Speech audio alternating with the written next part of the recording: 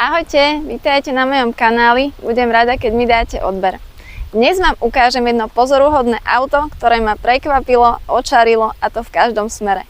Náš testovaný model je Tesla Model S v konfigurácii Long Range Plus 2021. Ľudia sa väčšinou obzerajú po novších modeloch aut, ale tento model S, ktorý je vyrobený v roku 2021, v mnohom tromfne až prekoná v niektorých aspektoch auta vyrobené v roku 2025. A touto cestou ďakujem spoločnosti EV Partners za zapožičanie vozidla. Myslím si, že keď vám rozpoviem o jazdných vlastnostiach a číslach, ako sú dojazd, batéria a ďalšie, že budete tiež milo prekvapení ako ja. Poďme na dizajn. Je nadčasový, má taký futuristický look. Myslím si, že by sa v tomto aute nehanbili jazdiť ani Michael Knight z Knight Ridera. Elegantné línie. Vidíme tu ledkové svetlá. Nie je vidno mriežka chladiča.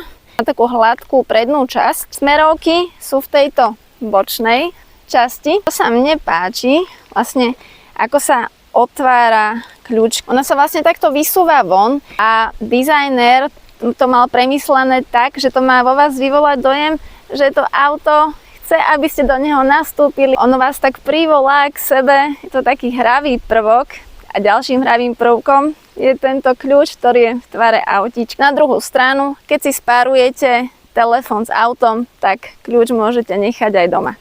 Ďalej vám ukážem nabíjací port.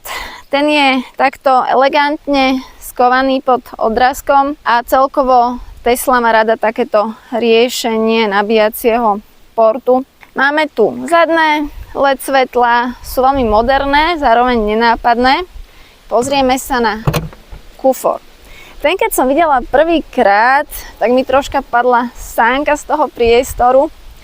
Objem kufra je 894 litrov a keď sklopíme zadné sedánky, tak zväčšíme priestor na 1645 litrov. Celý kufor je čalúnený kobercom, pôsobí to veľmi čisto.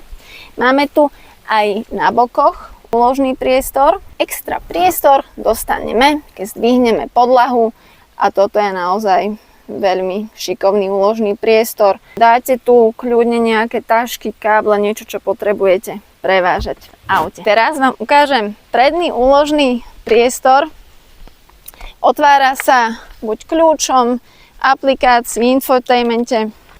Je na takýchto plynových sperách a mne sa veľmi páči, ako to pôsobí čisto, takým poriadkom. Jediné, čo vidíte, je priestor, kde sa vlieva voda do ostrekovača, veľké logo Tesly, naozaj veľmi pekný úložný priestor. Sem by ste kľudne dali aj väčšie tašky. Poďme sa pozrieť na interiér. Interiér je minimalistický s takým futuristickým nádychom, presne štýl príznačný pre Teslu, čo sa mne veľmi páči. Sú tu použité kvalitné materiály, spojenie dreva, kože, volant sa veľmi dobre drží a tiež je z kvalitného materiálu. Ani po rokoch používania nie sú vidno známky opotrebovania. Máme tu páčku volič smeru jazdy, smerovku, tempomat. Nie je tu veľa gombíkov, máme tu gombík na otvorenie priehradky pred sedadlom spolujazca, gombík na výstražné svetlo a srdcom celého auta je tento veľký infotainment, ktorý má 17 palcov, obrovský displej, ktorý zaujme na prvý pohľad.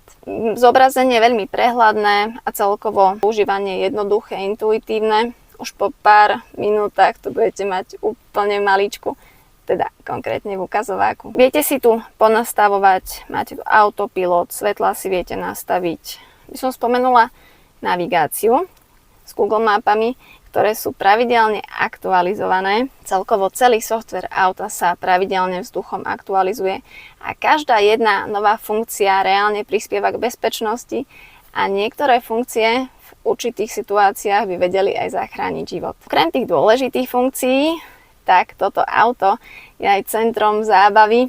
Viete si tu pozerať YouTube, počúvať YouTube, hudbu, Spotify, internetové rádia. Deti sa tu vedia hrať hry a nemusím vám spomínať, ktoré zábavné funkcie so zvukmi majú naše deti najradšej. Čo mne sa veľmi páči je, že si viete auto spárovať s vašim telefónom. V telefóne máte aplikáciu, kde si vytvoríte profil a budete mať váš mobilný kľúč priamo v telefóne, čo je neskutočne praktické. Celková aplikácia funguje spoľahlivo. Vidíte polohu vášho auta. Počas domáceho nabíjania si viete meniť rýchlosť nabíjania. Viete si naplánovať nabíjanie. Viete si doma z pohodlia vášho domova naplánovať trasu s nabíjacími zastávkami, poslať si to do auta. Je naozaj vidno, že niekto na tú aplikáciu rozmýšľal, aby bola čo najpraktickejšia. Taká vec, čo mne sa najviac páči, je, že si viete vytvoriť váš profil. Auto automaticky rozpozná, že ste si do auta sadli vy, nastaví vám presne všetko, ako ste si nechali. Výšku sedadla, výšku volantu, spätné zrkadielka. Hudba bude, ktorú ste naposledy počúvali, bude vami preferovaná teplota a ostatné nastavenia. Keď si v domácnosti striedate auto, je to neskutočná úspora času a energie. Ešte by som spomenula tento displej pred vodičom. Tiež si ho viete personalizovať a mať všetko tak, ako sa vám páči. Vidíte navigáciu, stav vozidla, stav nabitia, batérie, teplotu, tiež veľmi užitočné. Teraz sa pozrieme na komfort a úložný priestor. Takže sedenie je troška nižšie, čo mne nevadí a myslím, že aj veľa ľudí má rado práve takéto nižšie sedenie. Všetkých 5 sedačiek je vyhrievaných. Čo sa týka úložného priestoru, troška mi tu chýba priehradka vo dverách, kde by sme napríklad mohli dať fľašu, ale máme tu tento úložný priestor, kam viete dať kľudne aj nejaké snacky a džusíky pre deti, šikovný priestor. Ďalej si môžeme ukázať tento priestor, kde viete bezdrôtovo nabíjať telefón, máme tu 12V zásuvku. Veľmi šikovný priestor na poháre, tu sa mi veľmi páči ako riešenie. A ešte tu vlastne máme priehradku pred sedadlom spolujazdca. Poďme sa pozrieť na priestor vzadu. Takže miesta vzadu je dosť. Vidno, že sú použité kvalitné materiály. Sedačky nie sú vyšúchané ani po rokoch používania. Čo sa týka úložného priestoru, nie je ho tu úplne na rozdávanie. Chýbajú mi tu troška priehradky vo dverách a taktiež vrecka na zadnej strane predných sedadiel. Ale na druhú stranu je tu veľmi šikovný priestor na poháre pre zadných pasažierov. Toto by kľudne mohli brať iné značky ako inšpiráciu. Nie je tu stredový tunel, čo je veľmi pohodlné pre pasažierov, ktorí sedia vzadu. Čo sa týka priestoru, tak je to tu troška nižšie. Ja som veľmi malý človek, takže mne to nevadí, ale viem si predstaviť, že veľmi vysoký človek by tu bol troška na doraz. Myslím si, že by sa sem krásne zmestili 3 dospelé osoby a nakoľko sú dve isofixy po bokoch a táto stredná sedačka je plnohodnotná, tak si myslím, že aj v pohode 3 detské sedačky, vyskúšam to. Teraz sa poďme pozrieť na jazdné vlastnosti. Takže jazda je veľmi príjemná, pohodová. Určite by to veľa vodičov lákalo k takej rýchlejšej jazde. Asi skôr užívam takú pomalšiu. A cítiť z toho auta takú stabilitu, takú istotu. To sa mi veľmi páči.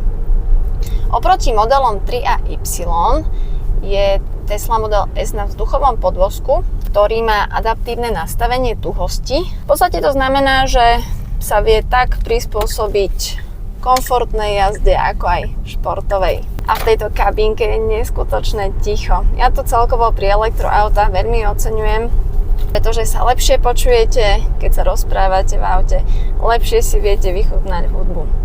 A ku komfortnej jazde taktiež prispieva aj výkonný HEPA filter, ktorý Tesla označuje stupňom ochrany proti chemickým zbraniam. Toto som netestovala, ale je naozaj pravda, že keď stojíte napríklad v kolóne, tak necítite žiadne spaliny a ani keď idete okolo farmy, tak necítite žiadne iné zvláštne pachy aj nič podobné. Môžeme teraz prejsť tým číslam, ktoré si myslím, že ohromia aj náročných jazdcov. Takže tento Model S je 4x4, dual motor, má motor vpredu, druhý má vzadu. Primárne jazdíte na zadnom a predný sa zapája v prípade potreby. Čo sa týka výkonu, tak ten je brutálny. Má 390 kW alebo 541 koní. A ako s týmto výkonom môžete ísť spokojne aj na okruh. Ja nie som typ, ktorý by plánoval využiť takúto silu, ale je veľmi dobre vedieť, že to auto to dokáže. Že napríklad, keď potrebujete predbiehať alebo urobiť iný manéver, tak viete, že na to auto sa viete spoľahnúť, že ten výkon vám poskytne. Čo sa týka zrýchlenia, dámy a páni, toto auto z 0 na 100 vie ísť za 3,8 sekundy. No toto keby som vyskúšala, tak tu kričím, ako keby ste na mňa pavúka hodili. A keby vám to bolo málo, tak sa predáva aj verzia Plat, ktorá má 3 motory, má výkon 1020 koní a zrýchlenie z 0 na 100 za 2,1 sekundy. To je už originál raketa. Čo sa týka dojazdu, ten sa pohybuje od 600 do 800 km, 800 v meste, 650 po okreskách a o niečo menej na diaľnici. S takýmto dojazdom, keď doma nabijete auto, tak sa už pravdepodobne dostanete aj do vašej dovolenkovej destinácie bez potreby nabíjania. Čo sa týka batérie, tá má kapacitu 103 kWh, využiteľná je 98. Je to veľmi slušné číslo, keď si aj zoberieme, že je to ročník 2021.